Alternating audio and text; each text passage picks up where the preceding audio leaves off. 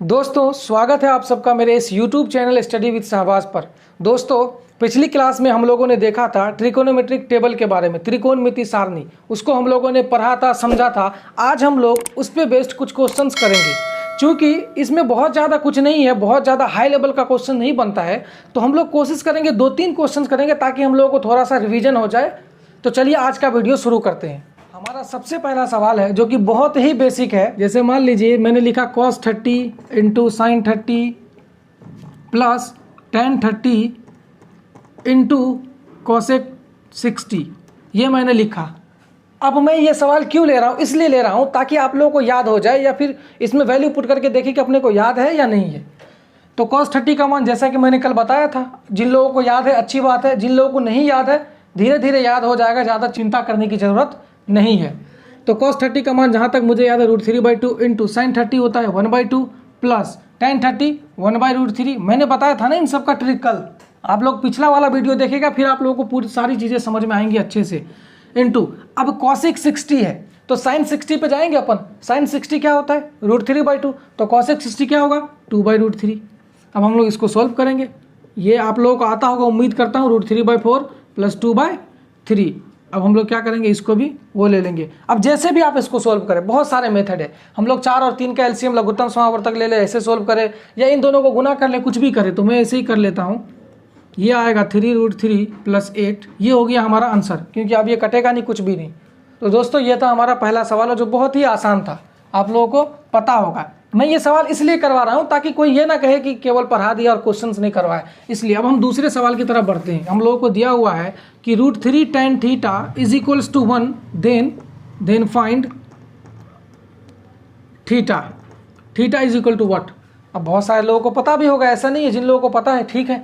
तो यहाँ से हम लोग क्या करेंगे, सबसे पहले अच्छा अपने को क्या निकालना है, सबसे पहले थीटा निकालना है ना। तो हम लोग क्या करेंगे, थीटा को पहले एक साइड कर लेते हैं, थीटा को। तो हम लोग यहाँ से लिख सकते हैं क्या इसको, tan थीटा 1/√3। अच्छा कई लोगों को अगर कन्फ्यूजन हो कि नहीं ऐसा नहीं लिखेंगे, जो लोग पहली बार पढ़ते हैं, तो मैं बताता हूँ, इसको आप ऐसे लिख दीजिए। अब देखिए आप गुना करके, ये नीचे 1 है, इससे इसको गुना कीजिए और इससे इसको। तो देखिए इससे इसको करेंगे तो ये √3 tan theta is equals to, इसको इससे करेंगे तो 1। तो क्या हमारे पास पहले दिया हुआ तो वही आ गया ना। इसका मतलब जो अपन ने लिखा यहाँ पे वो सही है। अच्छा कई सारे लोगों को क्या लगेगा, 1 मिनट और मैं बता दूँ।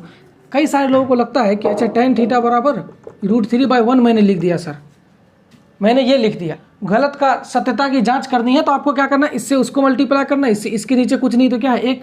तो अब गुना करिए आप, tan थीटा बराबर आएगा √3। क्या जो दिया था वही आपका आया, नहीं आया ना। √3 tan थीटा के साथ था √3, यहाँ नहीं है ना। इसका मतलब क्या है, आपने जो लिखा √3/1 ये गलत है। ये जो मैं बता रहा हूँ ये बहुत इंपॉर्टेंट बात तो नहीं कहेंगे, जो लोग पहली बार पढ़ते हैं उनके लिए ज़्यादा इंपॉर्टेंट है। तो ये हर जगह काम आएगा आपके लिए। क्या लिख सकते हैं यहाँ से, tan theta is equal to हम लोग लिख सकते हैं 1/√3। देखिए इधर मल्टीप्लाई करें, √3 tan theta is equal to 1। हर बार वैसे लिख करके नहीं देखना है, डायरेक्ट अपने को यहाँ से पता चल जाएगा। ठीक है, तो अब देखिए, अब अपने को क्या चाहिए, थीटा की वैल्यू चाहिए ना। tan के किसी भी एंगल का मान ये होता है क्या, जहाँ तक मैं रिकॉल कर पा रहा हूँ ये tan 30 का मान होता है। तो हम लोग क्या इसके जगह पे tan 30 लिख सकते हैं। tan theta is equal to, ये tan 30 का मान है तो क्यों नहीं लिख सकते। जैसे x बराबर 2 है तो इसका मतलब x का मान 2 है। इसी तरीके से हम लोग यहाँ पे क्या करेंगे, 1/√3, तो ये tan 30 का मान है तो इसको हम लोग रख दिए इसके जगह पे। अब tan से tan क्या हो जाएगा, कट जाएगा। तो थीटा का मान क्या आ गया, सिंपली 30 डिग्री। तो दोस्तों उम्मीद करते हैं आपको ये सवाल समझ में आ गया होगा। अब हम चलते हैं दूसरे सवाल की तरफ। ये हमारा तीसरा सवाल होगा, 2 tan² 45 degree plus 3 sec² 60 degree minus 2 tan² degree. अब हम लोग इसको भी सोल्व कर लेते हैं।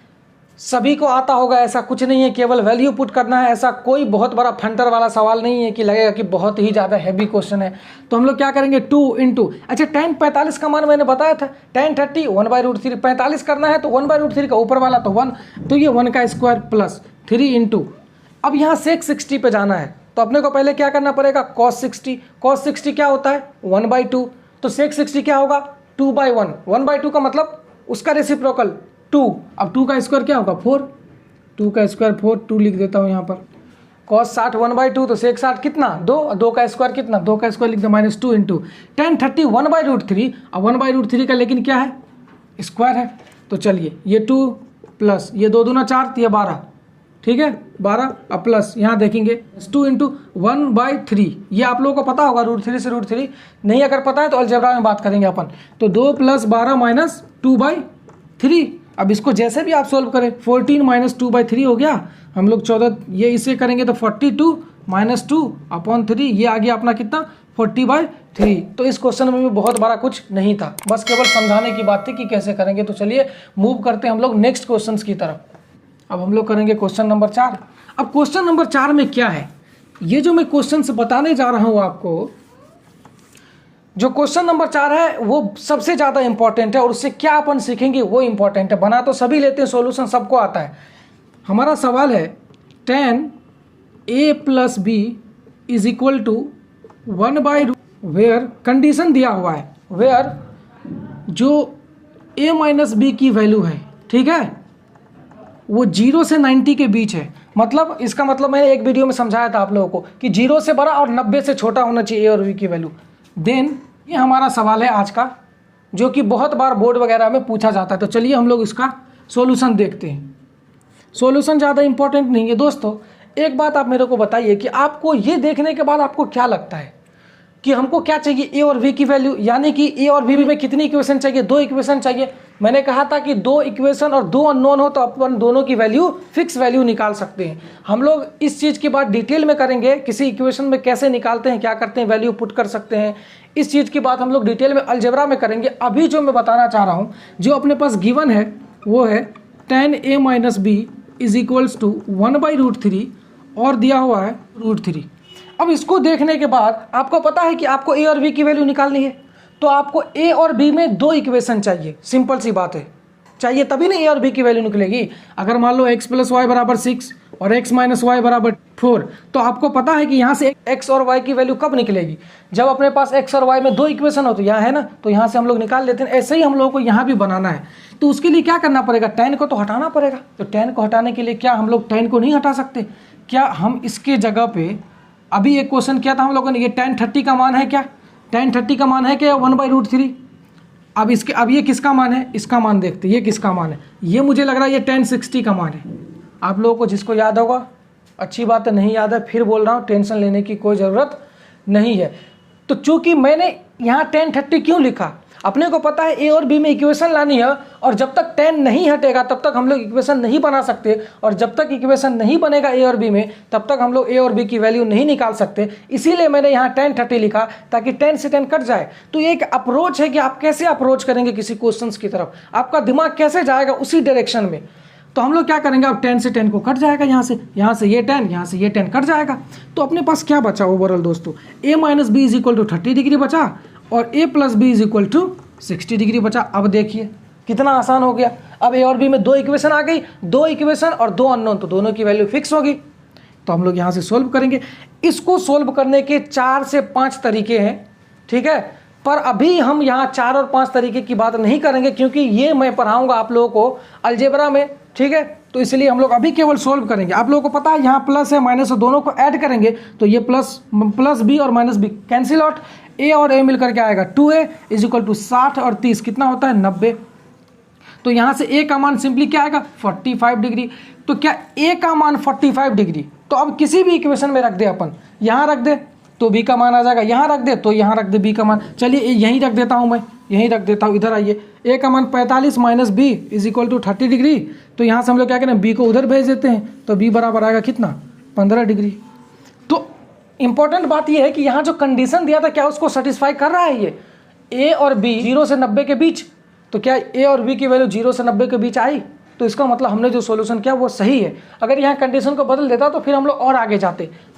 तो दोस्तों अब हमारा अगला सवाल है क्वेश्चन नंबर 4। दोस्तों हम लोग देखते, जैसे मान लीजिए आपके पास दिया है sin 40 डिग्री और sin 30 डिग्री, और आपको कह रहा है कि इसमें बता कि कौन सा बड़ा है और कौन सा छोटा है। तो दोस्तों जैसा कि मैंने आप लोगों को पिछली वीडियो में बताया था, sin और tan और sec इसकी वैल्यू कब बढ़ती है, जब थीटा का मान बढ़ता है तो इन सब की वैल्यू भी बढ़ती है। तो इन दोनों में कौन, जैसे मान लो इसको मैंने θ1 कह दिया, इसको मैंने θ2 कह दिया, तो θ1 बड़ा है या θ2 बड़ा है? ऑब्वियस सी बात है θ2 इज ग्रेटर देन θ1। तो जब थीटा का मान जैसे जैसे बढ़ता जाएगा वैसे वैसे साइन की वैल्यू बढ़ती जाएगी। तो थीटा का मान 40 इसमें है बड़ा, तो इसका मतलब ये बड़ा होगा। तो इस तरह से हम लोग कर सकते हैं। एक और एग्जांपल लेते हैं हम लोग इसी तरीके से। जैसे मान लेता हूँ मेरे पास tan 98 है और tan 25 है। इन दोनों ने पूछा कि कौन सा बड़ा है, तो मैंने आपको कहा कि साइन, tan और सेक इसकी वैल्यू कब बढ़ती है, थीटा का वैल्यू जैसे जैसे बढ़ता जाएगा इसका मान भी बढ़ता जाएगा। तो इस दोनों में ये दोनों थीटा है, कौन सा बड़ा है, थीटा। तो ये बड़ा है तो ऑब्वियस सी बात है ये बड़ा होगा, और ये देखो बड़ा हो गया। अब एक और क्वेश्चन करवा लेते हैं अपन। जैसे मान लो cos 33 डिग्री और cos 65 डिग्री आपको दिया। आपको पता है कि cos की वैल्यू क्या होती है, cos, cosec और cot। थीटा का मान बढ़ने से इन तीनों की वैल्यू क्या होता है, घटता है। तो थीटा का मान बढ़ने से इन तीनों की वैल्यू घटेगा, तो बड़ा इसका मतलब ये होगा।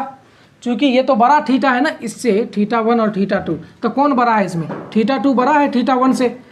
लेकिन थीटा का मान बढ़ने से cos, cot और cosec में क्या होता है, उसका मान घटता है। तो ये बड़ा हो गया थीटा, तो इसका मान घटेगा, तो इसका मान बढ़ेगा ना। तो ये देखो जिधर ये दो मुंह होता है ना, उधर वाली क्वांटिटी बड़ी होती है। ये मैं आप लोगों को बताऊंगा आगे चल करके। उम्मीद करता हूं कि आप लोगों को ये समझ में आया होगा कि हम लोग कैसे क्या करेंगे, इसमें पता करेंगे कि कौन सा बड़ा है कौन सा छोटा। और इसी तरीके से हम लोग increasing order, ascending order, decreasing order, descending order, आरोही क्रम, बढ़ते क्रम, अवरोही घटते क्रम में हम लोग इस चीज़ को सजा सकते हैं। तो दोस्तों ये थी हमारी आज की क्लास। दोस्तों आज का ये क्लास आपको कैसा लगा, ये आप कमेंट बॉक्स में अपनी राय ज़रूर बताइएगा। और अगर आपको मेरे पढ़ाने का तरीका, समझाने का तरीका अच्छा लगता है तो आप मेरे चैनल को सब्सक्राइब कर सकते हैं और मेरे वीडियोस को अपने दोस्तों के साथ ज़रूर शेयर करिए। मिलते हैं किसी और वीडियो में किसी और कॉन्सेप्ट के साथ। हमारी अगली वीडियो कल आएगी जिसमें हम लोग कुछ और कॉन्सेप्ट करेंगे। तब तक के लिए थैंक्स फॉर वॉचिंग।